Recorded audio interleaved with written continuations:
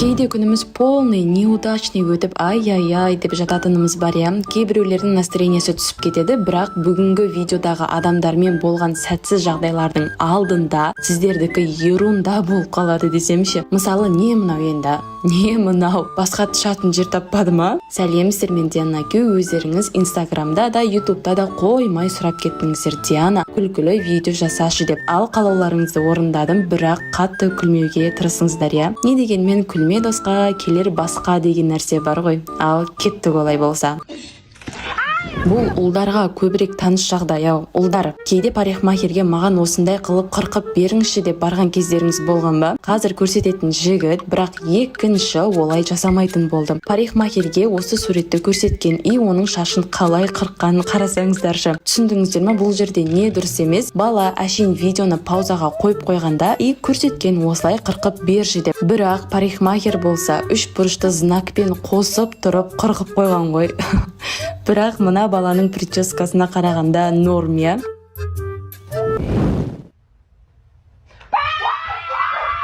Мына қыз қалай вообще осындай биіктіктен құлап марал тұр и қалай полды тесіп шыққан.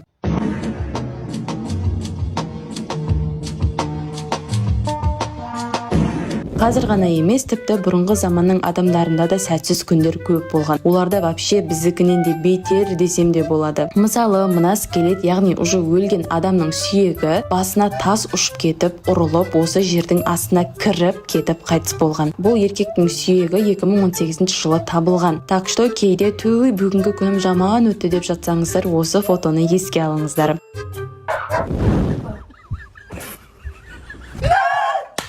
Ойлаңыздаршы, жаман ештеңе ойламай машинамен кетіп бара жатсыздар да, и бір уақытта машинаның кондерінің тесігінен жылан шығып кетеді.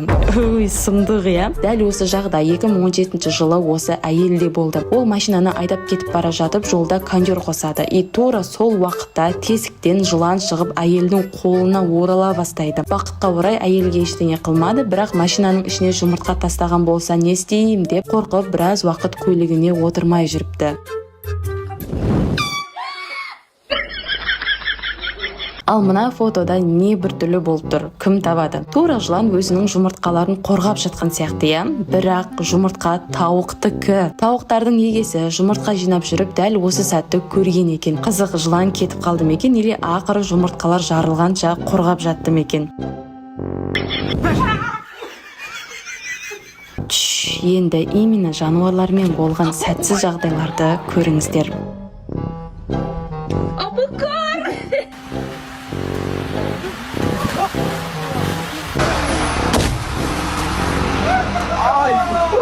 Você não pode desejar aquilo que você não pode ter. Ainda lá comigo, e os teus caralhos sérias.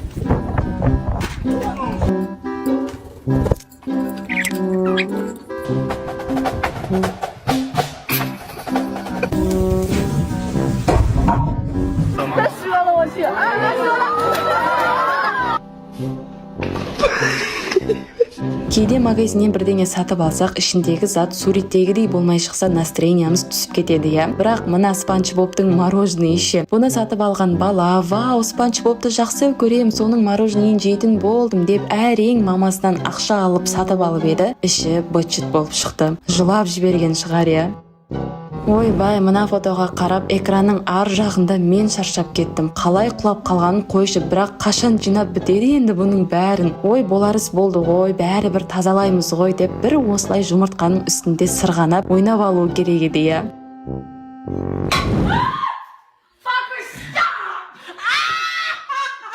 Енді қазіргі айтатындарым мүлде логикаға сай келмейтін жағдайлар. Қалай екенін білмеймін, бірақ бір үлкен компания өздерінің фонтандарын розовый түске бояп көрмекші болды. Бірақ жасағандары осы. Розовый су ма или біреудің қаны ма мынау? Бір көріп, мына суда қанша адам өлген деп ойлайсың ғой я. Бұны қойшы мейлі. Тағы бір компания енді сары түске бояған. Тура фонтан емес, біреудің кіші дәреті сияқты болып қалған я. Қоя сал деу керек қой оларға.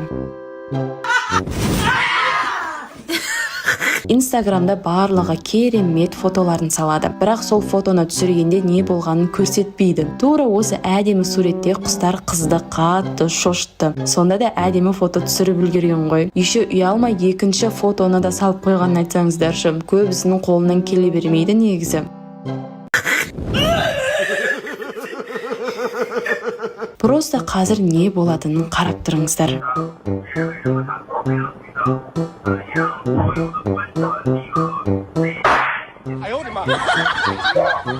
Не үшін олай бейшара шөжені қыса берді, не күтті, вообще түсінбедім. Әлде ашки тағып алыпты.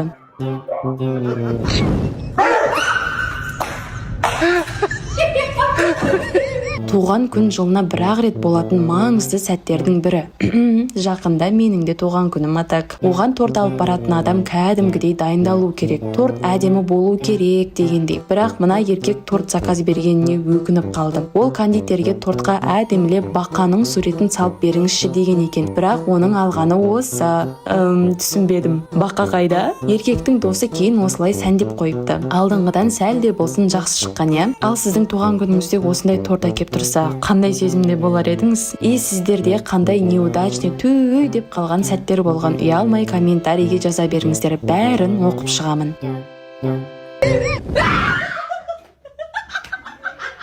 Мен осы кактус гүлге қызығатындарды вообще түсінбеймін. Олардың арасында секіре алатындары да болады екен. Мен де бірінші рет естіп тұрмын. 2012 жылы кактустың кесірінен осы жігітпен жағымсыз жағдай болды. Бұл кактустардың аты жампинг кактус, яғни секіретін кактустар дегенді білдіреді. Әшейін қасынан өтіп кетсеңіздер болды, сізге қарай секіріп жабысып қалады. Дәл солай мына жігітке осыншама кактус жабысып қалған. Қалай ауырғанын елестете де алмаймын.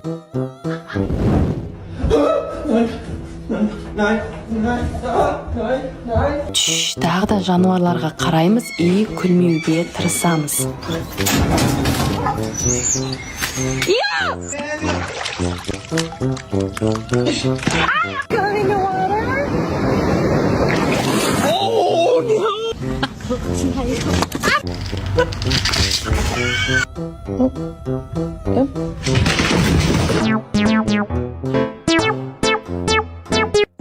Go Queen, go! Oh my God!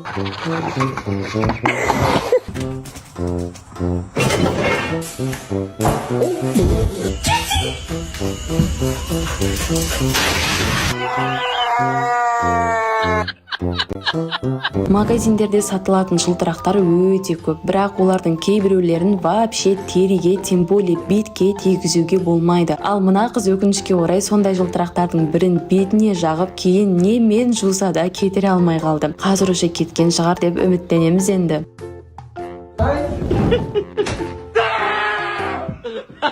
Ойлаңызшы, далада серуендеп жүріп жақсы көретін мороженіңізді сатып алдыңыздар. Оны енді суретке түсірейін дегеніңізде чайка келеді да мороженейді әкетіп қалады. Чайкалар постоянно сондай, адамдардың қолындағы жейтін заттарды ұрлап жүреді. Мысалы, мына екеуі біреуден ұрлаған затқа таласып жатыр. Destiny, stop! Кейбір жағдайларға қарап, айбей осындай да болады екен-ау деп ойланып қаламыз ғой, я. Мынау дәл сондай моменттердің бірі. Қалай бұлай түсіп кеткенін әлі ешкім білмейді, бірақ мамасынан оңбай таяқ жеді деген өсек бар. Аллергиямен ауру деген өмірде болатын ең сұмдық жағдайлардың бірі. Ал мына қызды бір ғана әсел ара шағып алып еді. Қызда аллергия басталып, бүкіл беті, қабағы бәрі ісіп кетті. Так, кімнің неге аллергиясы бар? Комментарийде күтем.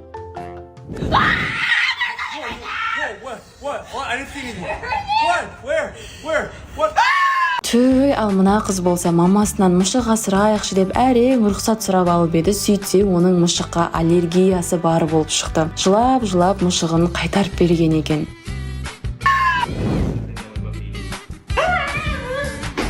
Байкпен жүргенде бекерден бекер шлемді тастамау керек деп айтпайды. Мысалы, мынаған қараңыздар. Бір көргеннен мына баланың шлеміне не болған деп түсінбедім. Жақындап қарасам, барлығы шыбындар екен. Қалай, не үшін жабысып қалған? Бұл жігіттің әлде де беті толықтай жабық қой, ал мына бейшара еркекші. Шыбын емес, еще маса ғой. Бетін бір апта қасып жүрген шығар өзі де.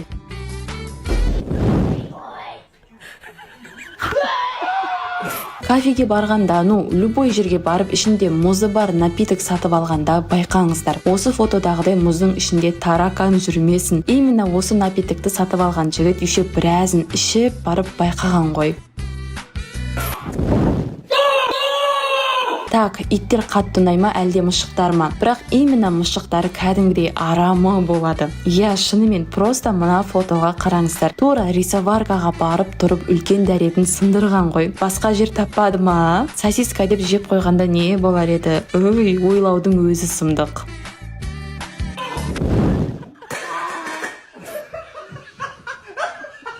Ал мына мышық сондай бұзықтықтардың жазасын алдау дейм. Кухнядан қуырылып жатқан беконның иісін сезіп барып жеймін деп ойлап еді, мұрттарының жартысы жанып кетті. Вроде күлуге болмайды, бірақ фотоны көріп өзімді ұстай алмадым ше. Дәл солай мен де кішкентай кезімде кірпіктерімді жандырып алғам.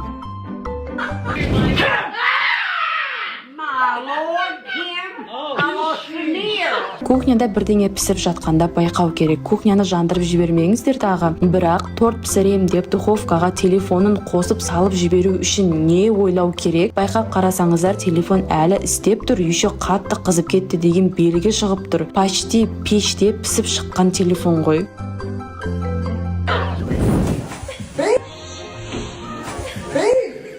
Ал қайсы сәт сіздер үшін қызық болды? Комментарийге жазуды ұмытпаңыздар. Сіздер активный болған сайын менде де қызық видеолар шыға береді. Видео ұнаған болса, лайк басып каналға тіркеліп алуды ұмытпаңыздар. Ал сіздермен болған Диана Q. Келесі роликте кездескенше.